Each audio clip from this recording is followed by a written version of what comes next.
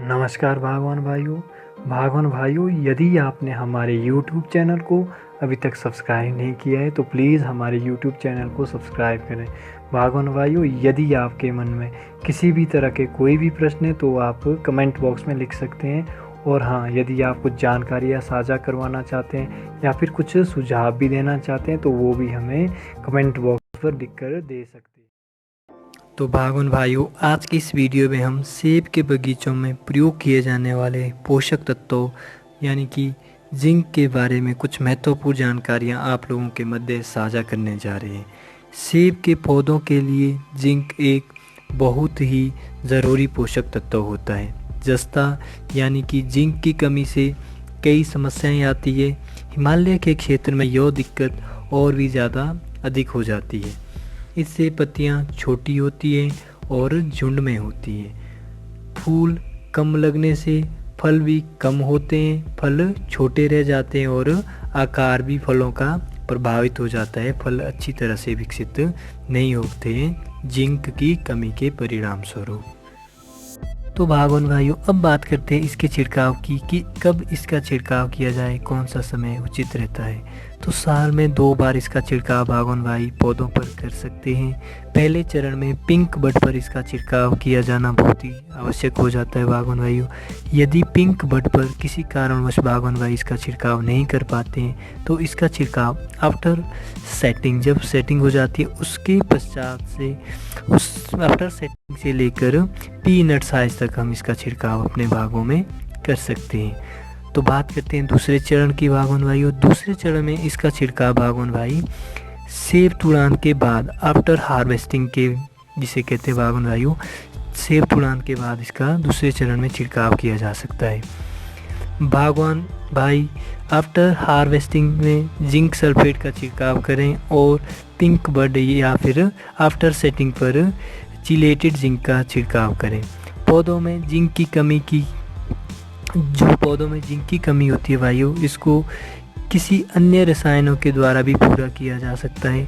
सेब के पौधों में बड ब्रेक से लेकर फ्रूट सेटिंग का समय जिंक जैसे सूक्ष्म तत्वों के छिड़काव के लिए महत्वपूर्ण माना जाता है।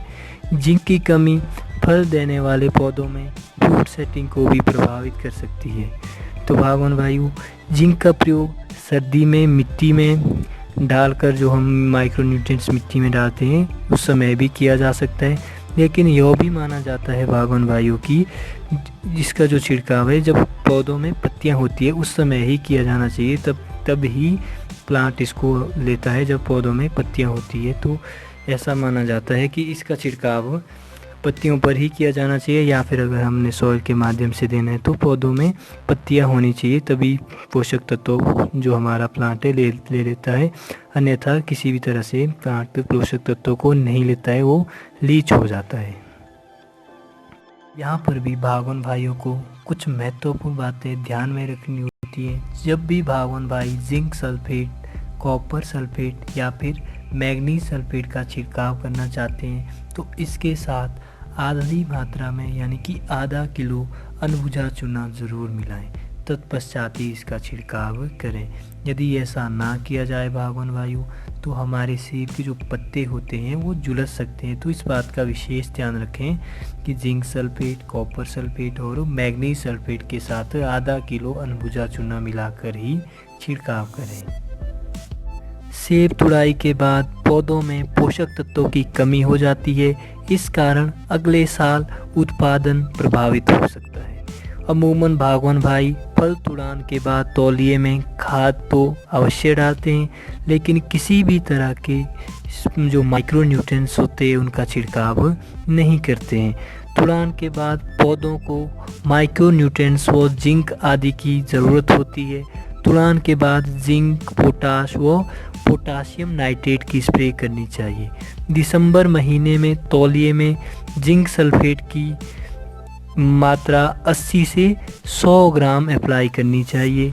सेब के पौधों में हार्वेस्टिंग के बाद भागवान भाई 200 लीटर पानी में 1 किलोग्राम पोटाश या फिर पोटाशियम नाइट्रेट और 200 ml जिंक ट्रैक या 1 किलोग्राम जिंक सल्फेट की स्प्रे अवश्य करें।